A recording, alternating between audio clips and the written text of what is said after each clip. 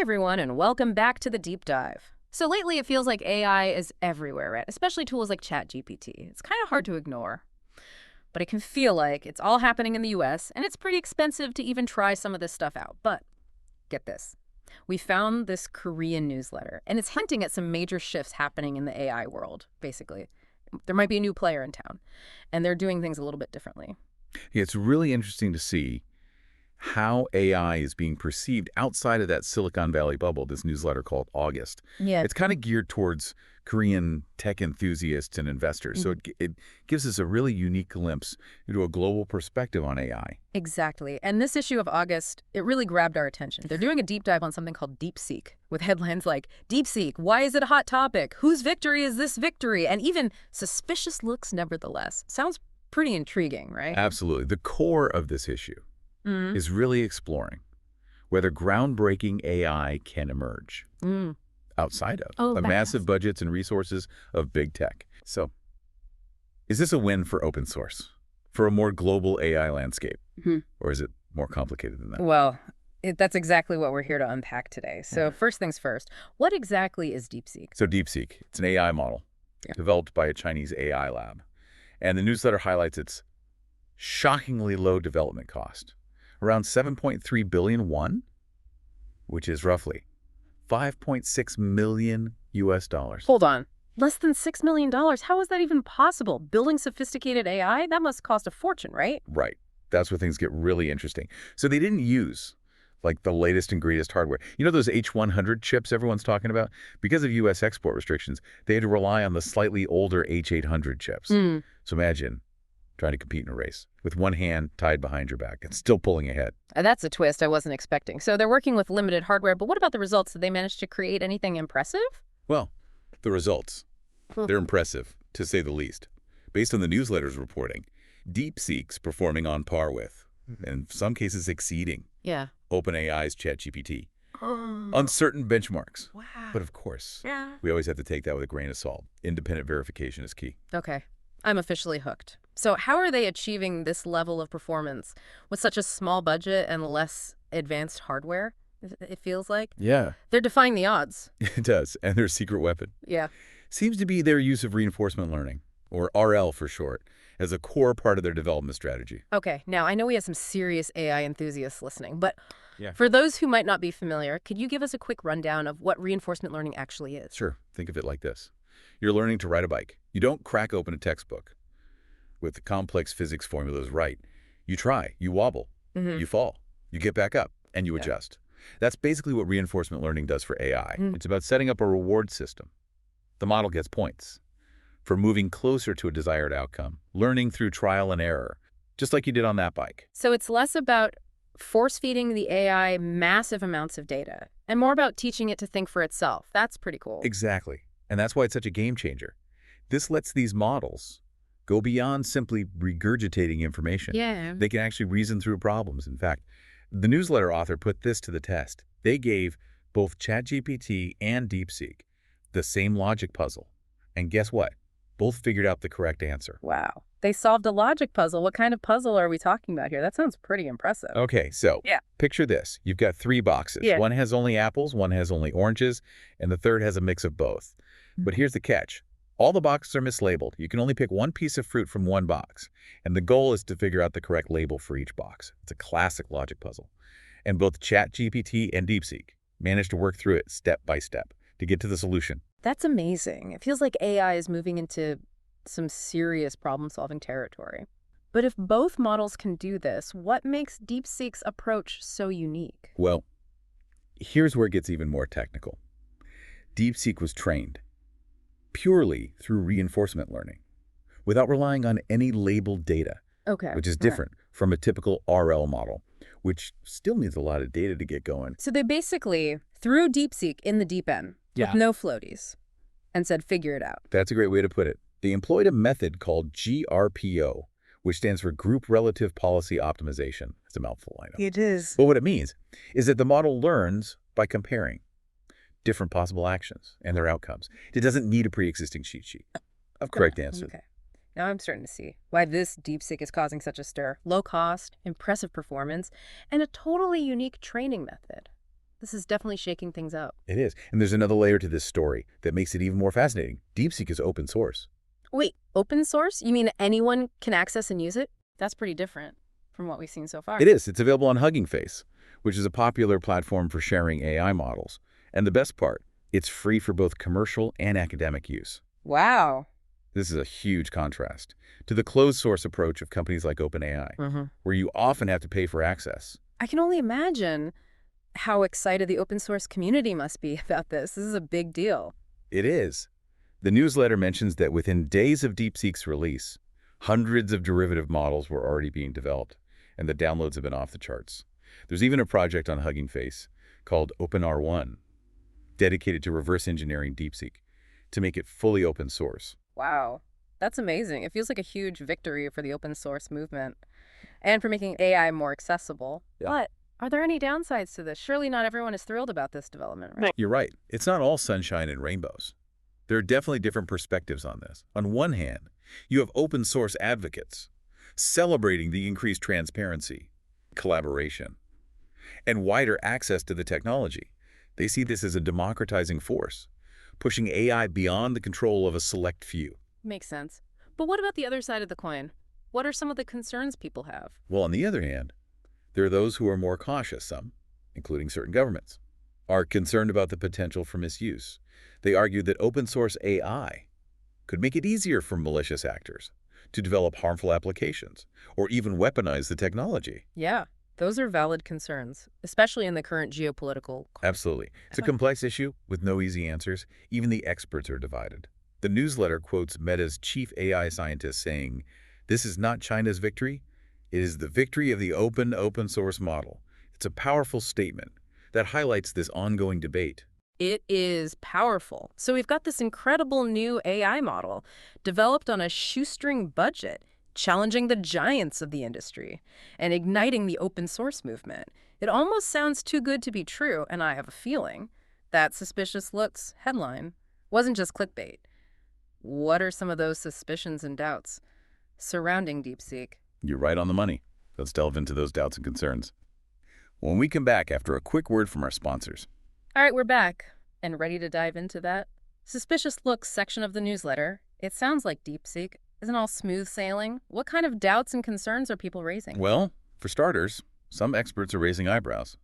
At DeepSeek's surprisingly low development cost, they're kind of finding it hard to believe that such a powerful AI could be built for such a small price tag, even with the clever use of reinforcement learning. So they're basically saying, come on, is this really possible? I have to admit, a part of me wonders the same thing. Exactly. There's some speculation that the reported cost may not be telling the whole story. It might not include things like previous research costs or infrastructure costs, which could be significant. And then there are whispers that DeepSeek might have secretly used those more powerful H100 chips, despite the restrictions. Ooh, a bit of tech intrigue. That definitely adds another layer to the story. But is there any evidence to support these suspicions? Oh, it's mostly speculation at this point. The newsletter does mention that DeepSeek's parent company, a hedge fund called High Flyer, bought a large number of A100 chips back in 2021, before those export restrictions were in place. But whether those chips were actually used in DeepSeek's development is still a mystery. Okay. It's a bit of a gray area there. What other concerns does the newsletter highlight? It feels like there's more to this story. Yeah, you're right. There's more. Data privacy is a big one. People are worried about DeepSeek's data collection practices and the possibility of user information being sent to Chinese servers. This has triggered investigations by South Korean authorities and some countries like Italy, Taiwan, Japan, and even the U.S. have taken steps to limit DeepSeek's use. Wow. Those are some pretty serious reactions. What are they so concerned about? Is it just about personal data, like our names and addresses? Well, it goes beyond just basic personal information. Remember, we're talking about a Chinese company operating in a system where the government has a lot of influence over tech companies. Ah, I see what you're getting at. It's not just about individual privacy, but also about the potential for DeepSeek to be used for things like surveillance or even spreading specific narratives. Is that what people are worried about? That's a valid interpretation, and it's definitely something that's being discussed. The newsletter mentions that DeepSeek's responses sometimes show a pro-China bias, which has raised concerns about potential ideological influence. For instance, When asked about sensitive topics, like the Tiananmen Square protests, DeepSeek tends to dodge the question. And if you ask it about historical figures, it often includes Xi Jinping in the list, even if he's not really relevant to the topic.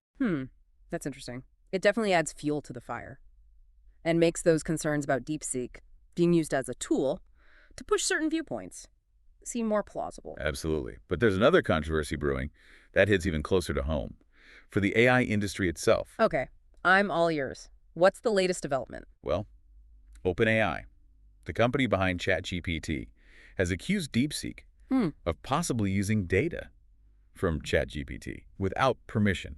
They're currently investigating the matter. Hold on, are they saying DeepSeek is a ChatGPT clone? That's a pretty bold accusation. Not necessarily a direct clone, but the allegation is that DeepSeek might have scraped data from ChatGPT's responses to help train its own model. This raises all sorts of complex questions about intellectual property and fair use in the world of AI development. This is getting serious. It's not just a friendly competition anymore. We're talking about potential legal battles and ethical debates. This adds a whole new dimension to the question of whose victory is this? You're absolutely right. This is far from a simple open source victory.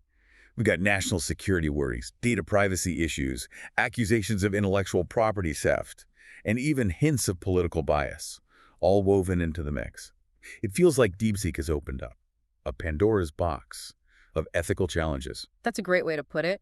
Despite all this controversy, the newsletter still presents DeepSeek's emergence as a potential turning point in AI development. It's almost hard to believe. Given all these issues, why is that? Well, one reason is that DeepSeek has shown that it's possible to build advanced AI models outside of the Silicon Valley bubble, and for a fraction of the cost. This challenges the assumption that AI will always be controlled by a few powerful tech giants. So it's like a wake-up call. For those big players, right? They're not the only ones in the game anymore. Exactly. And this could lead to a surge in AI investment around the world. The newsletter suggests that governments and companies everywhere will feel the pressure to ramp up their AI efforts if they want to stay competitive. I guess that's the Sputnik moment the newsletter keeps referring to. Can you remind us about that analogy again? Sure. Back in 1957, the Soviet Union launched Sputnik, the first artificial satellite, and it totally caught the U.S. off guard. This sparked the space race, a fierce competition to dominate space exploration. All right. So now instead of a race to the moon, we have a race to build the most powerful AI. In a sense, yes, but the goals are much broader than just building one super AI. It's about who controls the future of this technology, who sets the rules, and who benefits, economically and strategically. Things are starting to feel pretty high stakes. What are the potential consequences of this shift in the AI landscape? It feels like we're on the edge of something big. Well, on the bright side, this competition could spark more innovation and accelerate the development of AI applications in various fields, not just those that are profitable. For big tech, it could also lead to a more diverse and globally representative AI ecosystem. That sounds promising, but I have a feeling there's a but coming. You know me too well. The newsletter also points out some potential downsides. This increased competition could lead to a more fragmented and less collaborative AI landscape, with different countries and companies developing their own separate, incompatible systems. It sounds like the early days of the internet, with different regions having their own isolated networks. That's a good comparison. And then there are the broader social and ethical implications to consider. The potential for AI to be used for harmful purposes or to worsen existing inequalities. Exactly. The newsletter quotes a thought-provoking passage from a column called China Puzzle. It says, in a time where superpowers and giant tech companies engage in an endless competition with artificial intelligence to maintain economic and military dominance, what will happen to human beings? If AI replaces most jobs and becomes a tool for easy war, what kind of society will emerge?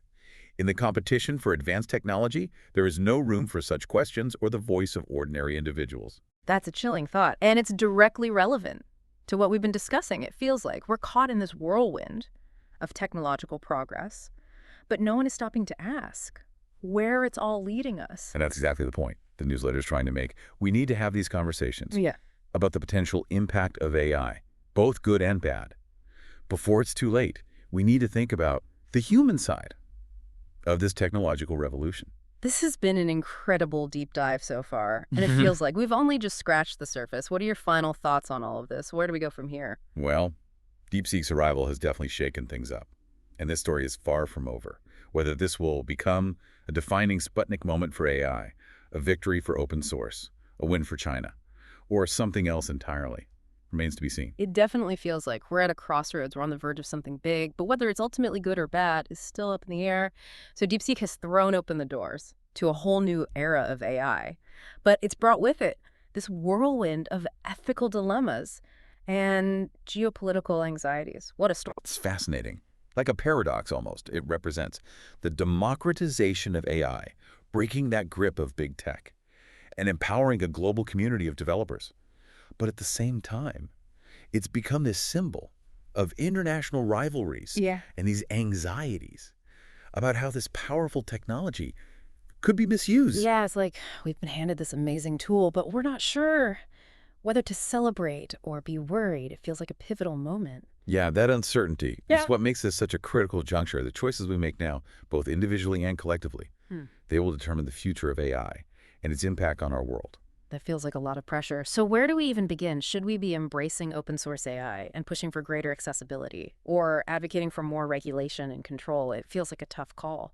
I don't think it's an either situation. I think we need a balanced approach, one that encourages innovation, but also addresses those legitimate concerns about ethics, safety, and responsible use. It's about finding that sweet spot. You know, what really stuck with me was that idea from the China puzzle column that in this race for technological dominance, the voices of everyday people are getting lost. That's a little unsettling, to be honest. Yeah, that's such a crucial point. AI development can't just be a top-down process, driven solely by governments and corporations. We, the people, who will be living with this technology, we need to have a say in how it's developed and used. I agree. But how do we make our voices heard? AI feels like such a complex and fast-moving field. It's hard to even know where to start. Well, start by staying informed. Engage with these issues. Talk about them with your friends, your family, your colleagues. Support organizations that are working to promote ethical AI development. Demand transparency from the companies and governments that are shaping this technology. We all have a role to play in this conversation. This whole DeepSeek saga has been a real eye-opener for me. It's not just a tech story. It's a human story. It's about us. Yeah. And that's the message I hope our listeners take away from this deep dive. AI isn't just some abstract concept or futuristic fantasy. It's already shaping our world in profound ways. We need to ensure that it's being used for good. And that brings us back to that question posed by the newsletter. Whose victory is this? I'm not sure. There's an easy answer. Maybe it's not about victory at all, but about responsibility. The responsibility to use this incredible technology wisely, ethically, and for the benefit of all humanity. Well said. DeepSeek's story. It reminds us that the future of AI, it isn't predetermined. It's a future we're all actively creating, a future that demands our attention and our participation. That's a powerful note to end on. We encourage you to keep exploring this topic and join the conversation about the future of AI. It's a conversation we all need to be a part of. Thanks for diving deep with us. Until next time, stay curious.